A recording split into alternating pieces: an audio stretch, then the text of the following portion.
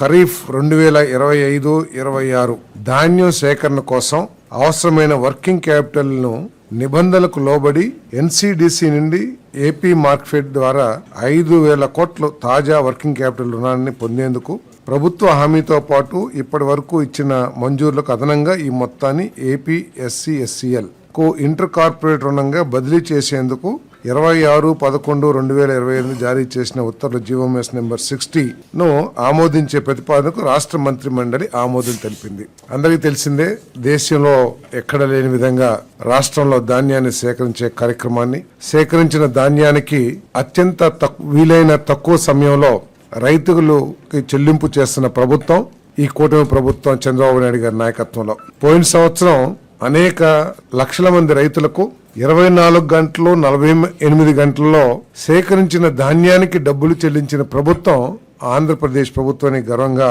చెప్పుకుంటాం. దాంట్లో భాగంగానే ఈ రుణాన్ని ధాన్యం సేకరణ కోసం వినియోగిస్తారని చెప్పేసి కూడా నేను మనవి చేస్తా ఉన్నా. దీని ద్వారా రైతులకు చాలా మేలు జరుగుతుంది. మరి రైస్ మిల్లర్స్ కానివ్వండి, దళారీలు కానివ్వండి, రైతుల్ని నష్టపరిచే పరిస్థితుల నుంచి రైతులకి కొంత సౌలభ్యం లభిస్తుందని చెప్పేసి కూడా తెలియజేస్తా ఉన్నాను.